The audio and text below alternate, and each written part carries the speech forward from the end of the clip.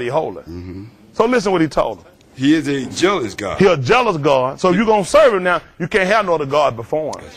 That could be your family. That could be your job. That could be your possessions. Y'all hear me? Yes, That's sir. why he let them know. I'm giving you stipulation now. He a holy God. Yes, sir. You can't even serve him because he's jealous. Yes. Listen to the book. He will not forgive your transgressions nor your sins. Now, after you have sat here and you have made a commitment to this man, and God forbid you should go contrary to him, he won't forgive your sin. Out of their own mouth they said, God forbid we should serve the Lord. He it is that brought us out and drove all these people out from before us and preserved us in every way. So he let them know you can't serve him, they ain't holy. So you need to know what you commend yourself to now. Yes, Amen. Because he's a jealous God. And guess what? He won't pardon your sin. That's why he kept destroying those people. He got angry with them. Sometimes when you go back and you read, you wonder. He said, well, I ain't trying to question God, but look like he was kind of hard on them.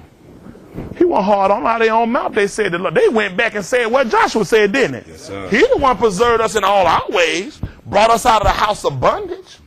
All these things he's done, and then you'll go and you'll transgress against it. People get them testify what the Lord brought me from drugs, brought me from nigga, left me with nigga, gave me a job, gave me a house, gave me, and then you jump up and you go and you're going to go contrary. He won't forgive your sin. Amen. Come on, give me that Deuteronomy 29, about 14. I know I got to get rid of that, y'all. Y'all all right tonight? Amen. I know I ain't fussing and hollering, but is the word all right? Yes, sir. I want the church to be established. See, I don't want the people to have no fear of me. The fear got to be of God. Yes, sir. And the fear be of God, then the people will stay in the way. Isn't that right? Yes, That's the sir. problem now. People fearing the preacher. They fearing the mother boy, the deacon boy. They fearing the system pastor and everything. Fearing the boogeyman, roaches and rats. Don't nobody fear God. Amen. Listen to the book. Neither with you only do I make this covenant and this oath, This is what God told. It ain't with just you only now make this covenant and this oath. Listen. but with him that standeth here with us this day before the Lord our God. You see that? Because there were other strangers that came out with us and when our fathers came out of Egypt. So he said, not just with you I'm making this oath. And not even with those that just here this day. Listen to the book. And also with him that is not here with us this day. He was talking about us. Isn't that right? He said, not just them that were there and those with other Hebrews, even the other strange mixed multitude that came out of Egypt with our father. He said, this commitment that I'm making, not just with you, I'm making it to them that are far off. Now hold what you got right quick and see if that's, pick it up at Acts Apostle chapter 2 at verse 39. Let's see what he said. Now he said it wasn't just to them, he just made the commitment with just them that were there that day. Isn't that right? But them that were far off. Let's see what Peter said who the promise was to. This is Acts of the Apostle chapter 2 at verse 39. Yes, sir. Acts chapter 2, verse 39. Listen to the book. For the promise is unto you, And, to your children, and, to all that are far off, even. as many as the Lord our God shall call. You see where it was? That's why Peter went back quoting the promise. They don't even know where he got that from. And they're going to tell you how the law done away with and all that stuff done away with. Why you think he was going back and able to tell them for the promise is unto you and to your children, to all that are far off? Because that's what he gave them in the 29th chapter of the book of Deuteronomy. Read that again in the 29th chapter of the book of Deuteronomy. What, at verse 14? Amen. What did he say? Neither with you only do I make this covenant and this oath, This agreement. You're not just you are making this with. Listen. but with him that standeth here with us this day before the Lord our God, Uh-huh. and also with him that is not here with us this day. That promise just keep going. Yes, sir. For the promise is unto you and to your children. Isn't that right? They missed that. This one on Passion of Christ. Come on, Dre. Pick back up where you left off at now. Where were you at? 16? Amen. Listen, verse 16. For ye know how we have dwelt in the land of Egypt, Yeah. and how we came through the nations which ye passed by. That's amazing. Moses going over the same thing Joshua went with. People said, why are we going back over the thing? Because he wanted them to remember. He told them to teach it to your children and your children's children. Yes, sir. He didn't want them to forget it. Amen. Here was Moses going over the same thing Joshua had to go back with these people on. Listen. And ye have seen their abominations Uh-huh. and their idols, And their idols. wood and stone. And then Joshua just asked you were you going to serve their God? The gods on or the gods of your father? He said, you seen their idols. You don't see these trophies and all this stuff these people got. He said, you seen their idols, wood and stone, Silver and gold, silver and gold, which were among them, which were among them.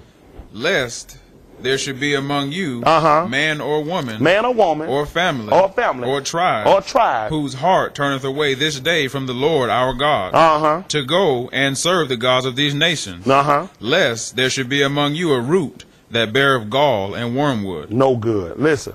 And it come to pass. When he heareth the words of this curse. And when he hear the words of this covenant he made got a curse in it. Y'all hear that? Listen what he said. What are he going to do when he hear this? That he bless himself in his heart. He going to be stubborn-hearted. Go ahead. Saying. What are he going to say? I shall have peace, though I walk in the imagination of mine heart. I'm going to serve God according to the way he tell me to serve, how I feel like I should. So you're going to be the fool that's going to hear that curse, and you're going to bless the Lord in your heart, and you're going to go and say you're going to have peace. Though you walk in what? Listen. Though I walk in the imagination of mine heart. You're going to be stubborn-hearted. Go ahead. To add drunkenness to thirst. Go ahead. The Lord will not spare him. The Lord going to save him anyhow. The Lord will not spare him. Go ahead. But then the anger of the Lord and his jealousy shall smoke against that man. That's amazing. Because Joshua said he won't pardon your sin. Now you find from the man Moses that gave us the law, he says, let the anger of the Lord do what? And his jealousy. And his jealousy. Shall smoke against that man. Didn't Joshua tell her he was a jealous God? He got it from Moses. It's going to wax hot against you. Listen. And all the curses that are written in this book shall lie upon him. Now, listen here. All the curses that are written in this book going to lie upon him. Listen. And the Lord shall blot out his name from under heaven. Now, God going to still bless him and keep him written. And the Lord shall blot out his name from under heaven. He won't forgive your sin. Listen. And the Lord shall separate him unto evil out of all the tribes of Israel. Go ahead. According to all the curses of the covenant that are written in this book of the law.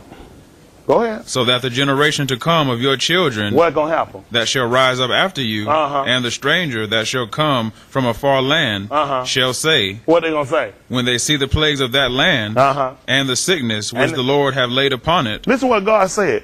See, these people that God destroyed of our fathers, he cursed and he uninhabited their lands. He did it for a reason. Listen why.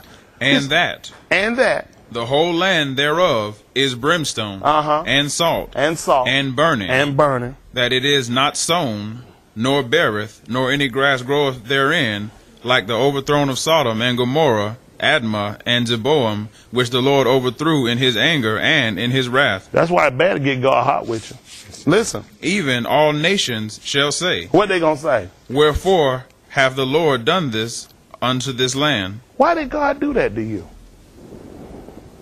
Why? What meaneth the heat of this great anger? Yeah. Then men shall say. What they gonna say? Because they have forsaken the covenant of the Lord God of their fathers, which he made with them when he brought them forth out of the land of Egypt. Yeah. For they went and served other gods and worshipped them, gods whom they knew not, and whom he had not given unto them. Yeah. And the anger of the Lord was kindled against this land. It was burning. Go ahead. To bring upon it all the curses that are written in this book. You wonder why so much trouble fall on you? You wonder why you can't seem to get a break sometimes? Look at how you've been serving God.